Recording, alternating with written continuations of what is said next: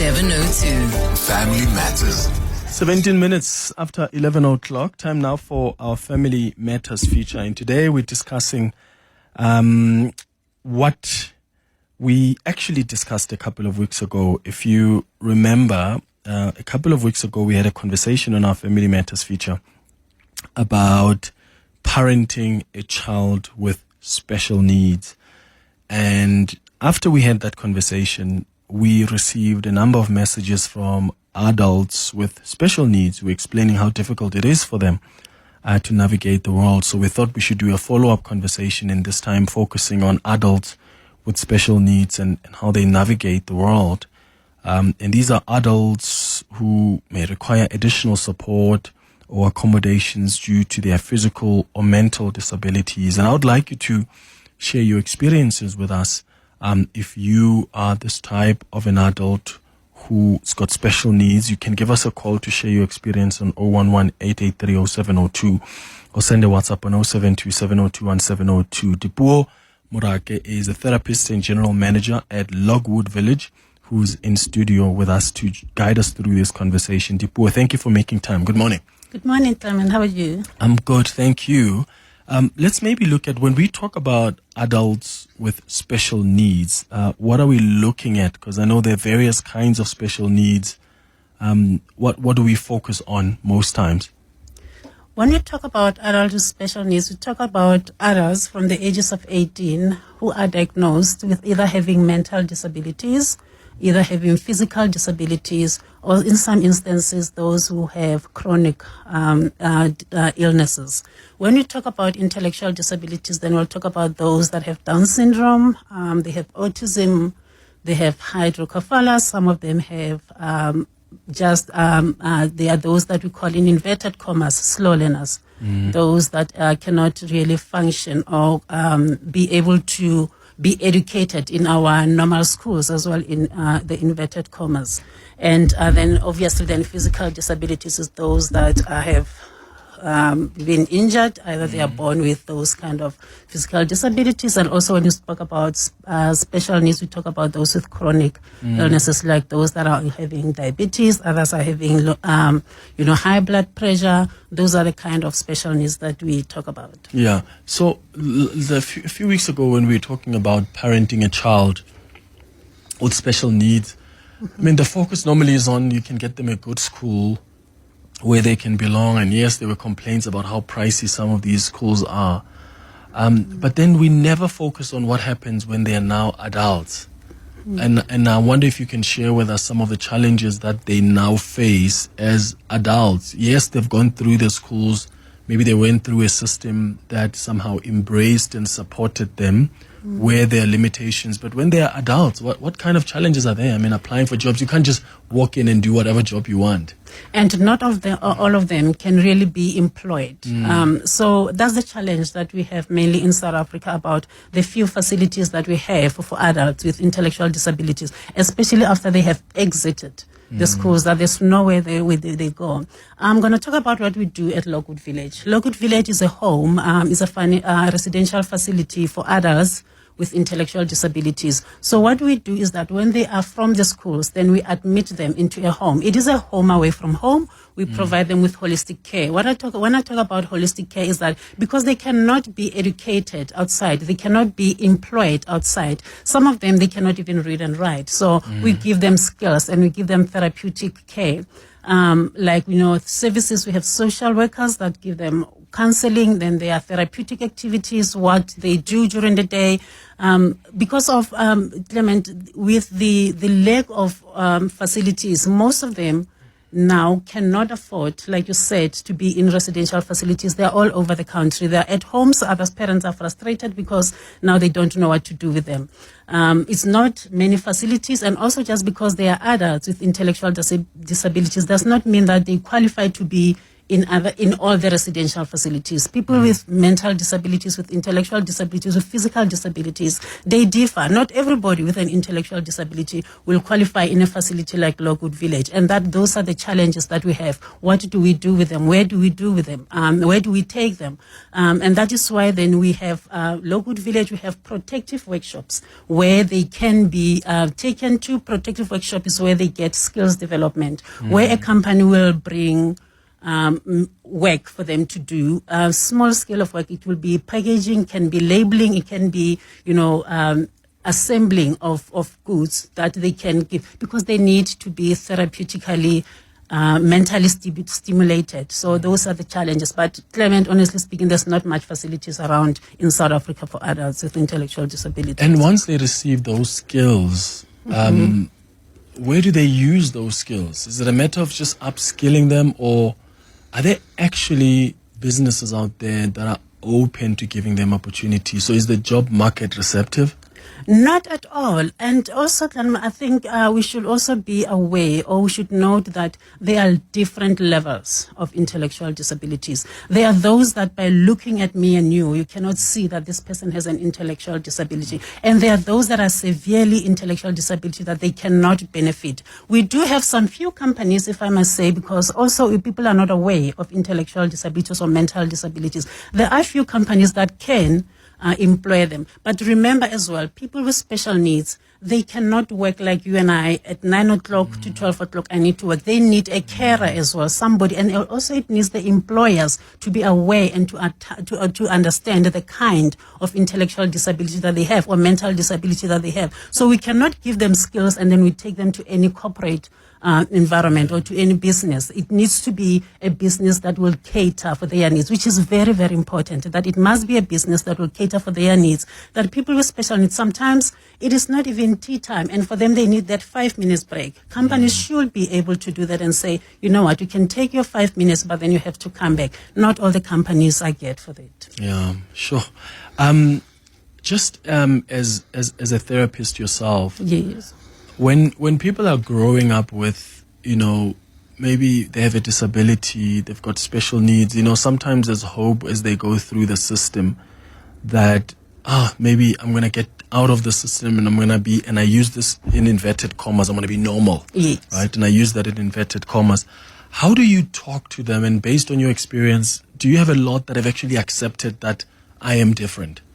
And for those that haven't accepted, how difficult is it for them to just integrate in society? Because what I've seen, even from where I come from, someone with special needs ends up living with their family until they die.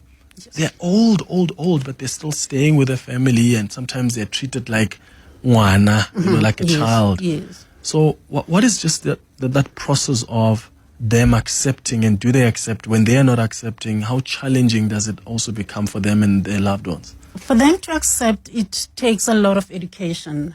They need to know their limitations. They need to know their diagnosis, which is very much important, to say, this is what you can do and this is what you cannot do. So it goes more and more into making them self-aware of their limitations, if there's any, and of the knowledge that they have. They must have a broad knowledge of their intellectual disability or of their mental abilities. This is what they can do. This is what they cannot do. And also, Clement, we're talking about an adult with intellectual disability. The other role that plays so much important is that we should not isolate the caregivers. Primary caregivers being the parents, the families, the brothers and the sisters. For them also, if everybody knows the limitations, if everybody understands what the person has been diagnosed with, what they can and cannot do, then they have this therapist, that the therapist can take it halfway, and then the parents also come in, and then it becomes a holistic therapy to everybody that is concerned. We have those that really, they do accept that they are intellectually disabled, they cannot go and work outside, they cannot be educated, get married, have kids, and all those. But we have those that really, even though they know that they have limitations, Clement, everybody needs to be valued. Everybody needs some goals. And we also have those that even though they are intellectually disabled, mentally disabled, they still have goals. They still want to get married. They still want to have kids. Even though we know that because of their diagnosis, they cannot. So education, it goes back to educating them and showing them that you cannot have 1, 2, 3, 4, but just because you cannot have a family, you cannot be employed, you cannot get married and have kids, doesn't mean that you are less of a human being. You can still get therapeutic services, you can still go to protective workshops. Those are the workshops that I'm talking about, where they can do minimum work. You can still participate and, be a member of society, community. Be engaged. And what is important is also that we keep them surrounded by those that are like-minded, the ones that are the same as them. Because when you see somebody's like me, and then they can do here at Logwood Village, they are here together, they can all go to the workshop, they can all play sports together. It limits, the urge to go outside and become independent, knowing that they cannot. Yeah, and obviously because it's got levels, as you say. There are some people who are happily married with kids. Yes. I hosted on the show a couple of months ago, sometime late last year. I had people that are blind in studio with me. And, some of them have got children. Some of them, were happily married. So there's also this idea that just because you've got special needs or you have a disability, somehow you can't have the kids, or you can have. In fact, one of the ladies who was blind said to me, some people gossip about me and say, how can she fall pregnant when she's blind? So I suppose there's a level of education that's needed by us as a society as well, so that we're able to embrace and understand the limitations of the people that are different to us, and not just the family at home. Is that fair to say? It is. Mental disabilities, intellectual disabilities, they are not advocated as much as other disabilities like your HIV, AIDS, your cancer. People still don't understand what mental illness is, what entails when you say a person is living with a mental or an intellectual disability. And just because somebody, which is very important that you raise, that somebody has special needs, does not mean that they cannot. And just because the person that is next door is married and have kids and all that, even though they have intellectual disability, does not mean that my child also will go the same route. So it is very much important to know where do they stand, because people with autism, if I give an example, they don't have the same symptoms, they don't have the same behavior traits. There are people with autism that are employed, they are very good with computers and laptops and all that, and there are those with autism who cannot even communicate, who cannot even, bathe themselves, that will need assistance and those. So it's very much important to know on what level of functioning are they on. Because there's a spectrum. All there right. is, yes. Take off. 702. Family Matters. All right, let's go straight to your calls now and your WhatsApps. We are in conversation with Dipuo Morake, who is a therapist and general manager at Logwood Village, in studio with us. Let's start with you, Norma. You're calling us from Alberton. Good morning. Morning. How are you? I'm all right, Norma. How are you doing? I'm good, thanks. Yeah, I just want to share the experience. I'm the parent to an adult child with intellectual disability within the autism spectrum. Yeah, it's been not easy. It's a very difficult journey, and I think it was even better when she was younger. Now that she's an adult, she's 28 years old, it's very difficult because it's like she doesn't understand how her peers, her cousins, her siblings, I could find job and do everything and go out as they like. And in her case, I'm very protective on that. She cannot do that. And now I feel that she's desperate to find somebody for a date to what she wants a boyfriend, but I don't know how can she get that. But also the job, I think after she passed grade 9. She went to special school from grade 6, from age 6 up until to grade 9. She didn't pass grade 9 to go to grade 10. So after that, then we took her to a private college to do beauty therapy courses, but she battled, so they didn't make her write the examination like intake and stuff like that. She would do practicals on. After that, I tried to get her something by the salons, beauty salons, but she still couldn't cope. So she's not working now, and she thinks I'm not putting any effort for her to get job. So eventually, I've taken her to the psychologist for counseling, at least for her to have an insight. Yeah. So now I can see that she's getting the insight into her limitations and capabilities, because at some stage she's also a very strong on religion, so she believes. So like on Sunday she will say, so it means like God doesn't answer my prayers because he's not providing me with job. Then I'll say to her, no, it's not that. God has his own plans. So God, maybe he's got a plan, because now I'm thinking of like finding a space within the house where she can start doing things like massages, because I think she's good in with massages, but the nails and stuff, she's battling. Yeah. So yeah, it's better now. And then she would say she would be depressed and emotional and say she's worried and concerned what will happen to her and her child. Unfortunately, she got the child, of which it's a story for another day, how she got pregnant. So the child is becoming 5 years old tomorrow. So she would cry, saying that what will happen once I'm dead, what will happen to her and her daughter. So at least I think she's got an insight now into her condition, that mommy is the person who does everything. Will I cope when she's gone and stuff like that? Yeah. Does she have any community, Norma, who understand her or are going through the same things? It's a family. I think it's only the family that understands us. We're living in a suburb, so there's not much interaction with the community, Okay. And they're not good in friends. He doesn't have friends, because even when she was in a boarding school, there were friends by then. But after that, at some stage, I even tried to search the friends for her so that they can go out for movies and stuff like that. But when the time comes to go out with a friend, she just doesn't want to. Yeah. They're very sensitive to noise. She's very sensitive to noise. She doesn't want a crowd. So, yeah, they sometimes get isolated. Yeah, sure. Norma, thank you so much for calling us. And yeah, kudos to you for the support you've given your daughter. Fortune, I'm going to come to you in a moment. But Dipuo, any response to what Norma says? What is it that maybe she could do to help their daughter maybe understand more? I think she's doing counseling now, and that seems to be helping. But now she wants a boyfriend. Also, you don't want to be a parent that says, no, you can't. But also, you need to manage these things. It's so complex. And protect them at the same time.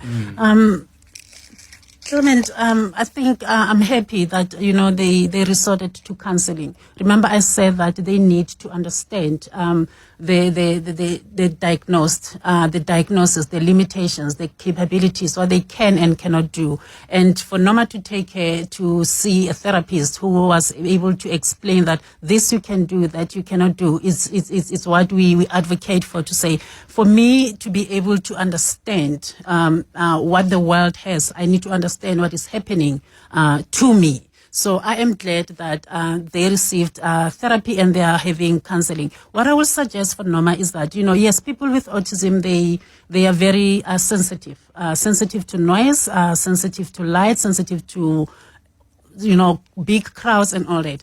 But if they are in Alberton, they can look for a protective workshop where they can start. It's very important. Maybe they start 2 days where she can go there and find a protective workshop that has people with autism, especially those that have the same symptoms that she does. And then it will make her feel at home, because then she will be surrounded by people that are the same. And then also in that protective workshop, there will be therapists that understands her needs, that will be able to remove her if it becomes too much, the noise becomes too much, if it becomes, too heavy for her. But being alone is what makes her feel like the world is passing me by. But the minute that she engages with people that are on her same level, it becomes much better. Fortune, you are calling us from Johannesburg. Good morning. Good morning, Clement. Thank you so much, and thank you for having your guest in today. My call is purely for myself. So I was diagnosed with bipolar, and that was very dramatic in a sense because I was misdiagnosed with depression. They thought it was just depression until I went to the SADC website, because whatever it is that medication they were giving me, the antidepressants were not working. So I went to the SADC website, and they have a checklist for bipolar, of which I ticked each and every box. And I went back to my counseling psychologist, and I told him, we actually disagreed until they referred me to a psychiatrist who diagnosed me with type 2.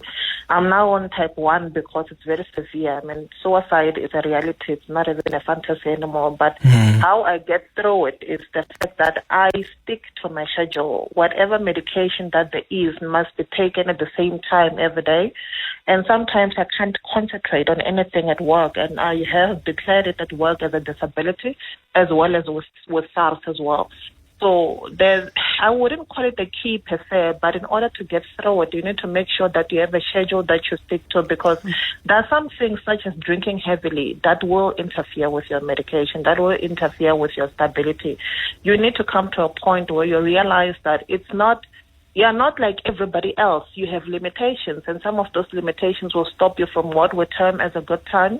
But unfortunately, it is what it is, because getting drunk while on being medication, it's not advisable, especially if you're going to drive. I live alone. I'm self-dependent, but it was quite a journey to get here. There's no medication that I've not been through to, but I have a psychiatrist who's extremely committed to changing that. I was even hospitalized for 3 weeks because of it, because I burned out at work and I didn't realize what it was, and my medication were not working. But also on the family side, it took me a very long time to declare it to my family to say I'm bipolar. They always knew me as the moody person in the family, but now they know. And the reason why I didn't declare it is because of the shame that comes from it. I felt like a weakling. I felt like I wasn't good enough. Why is it that I can't handle some of the life's issues? I thought it was just it. But unfortunately, it wasn't. It was a far bigger issue that I had, and accepting it has been that much harder because I tried to deal with it on my own. Of course, I've always had a psychiatrist and a psychologist, but it is very challenging, especially when you've got to tell people around you, even the workplace now, when they go out for dinners or what have you. And I say, I can't go because at 6 o'clock I have an appointment with my medication. It's the only way I can disable. Yeah.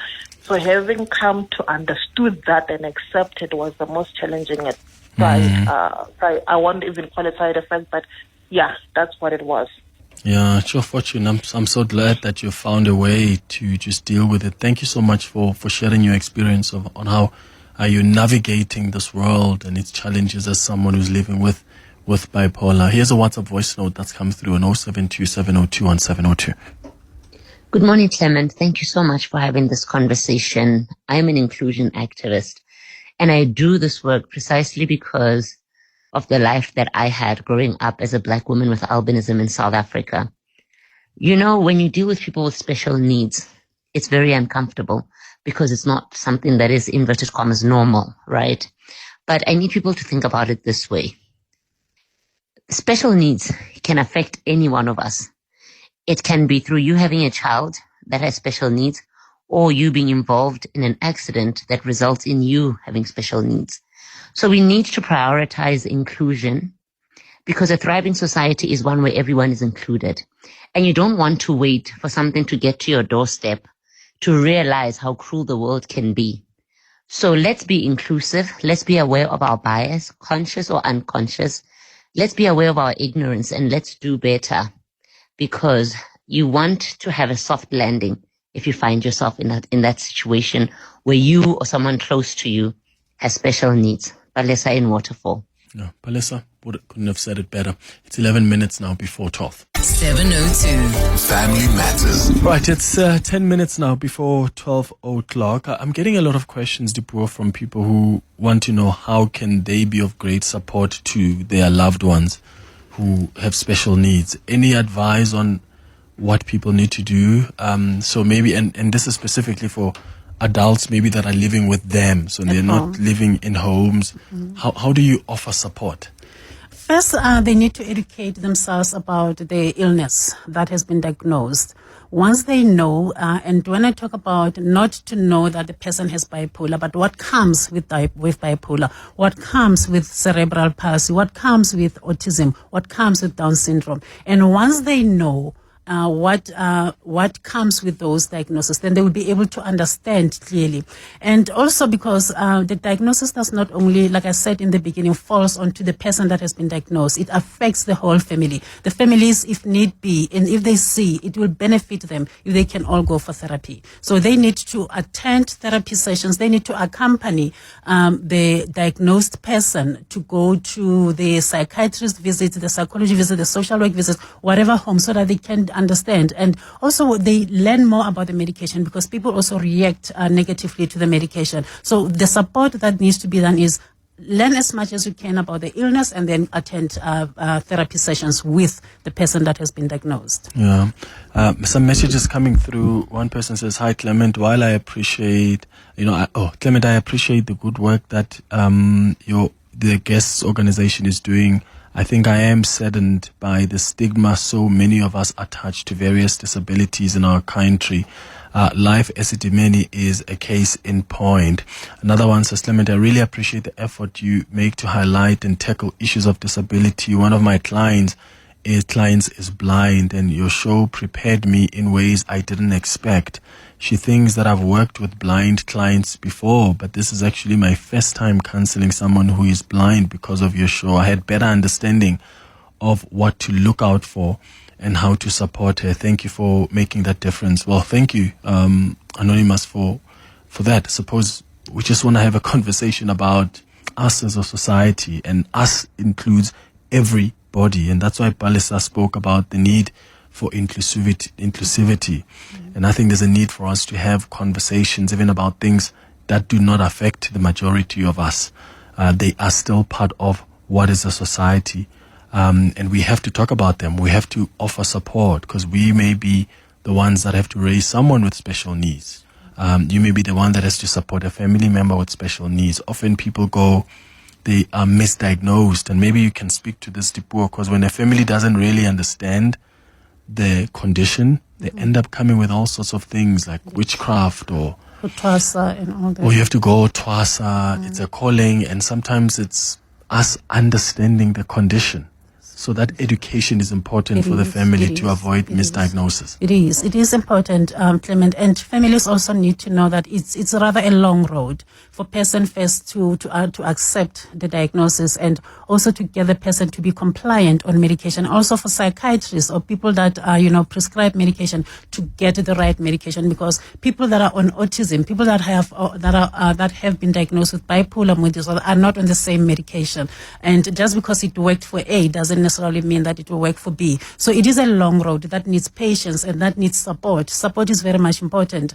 And yes, we know, especially in our culture, that you will hear that the person needs to go and ukutwasa, the person needs unalemadluzi and all that. Meanwhile, it is mental illness or intellectual disabilities. What we are saying to families is that do whatever that you need to do. If it doesn't help, then it means, because you cannot take away the culture from the people, but we're saying that look also into the Western way of it, to say that it might be mental illness, it might be intellectual disability. Yeah, there's someone who's asking about any local village facilities around, maybe that in Kwandebele that you know of. And I think I'm going to broaden this question, because this person is all the way from KwaMhlanga, who says they've got a son with mental or intellectual disability.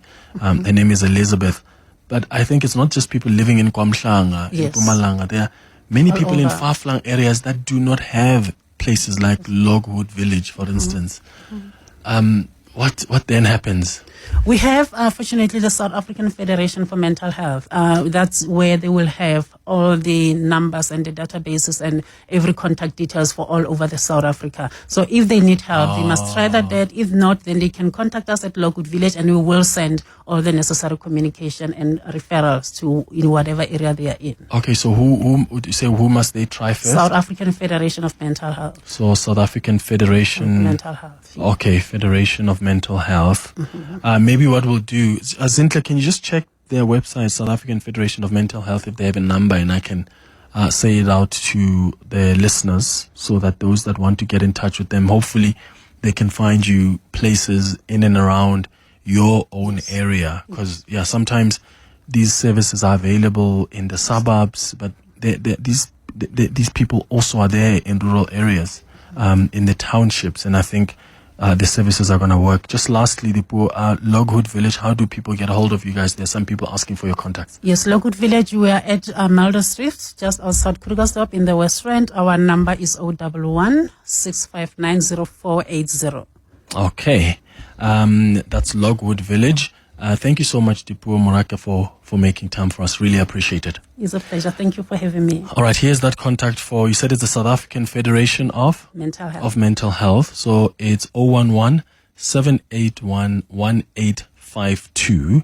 That's 011 781 1852. Just give them a call, the South African Federation of Mental Health, and just tell them where you are based, what kind of support you're looking for, and hopefully they will assist in locating a facility that can be of great assistance. Alternatively, you can email them on info@safmh.org. info@safmh.org. It's going up to 2 minutes now before 12 o'clock.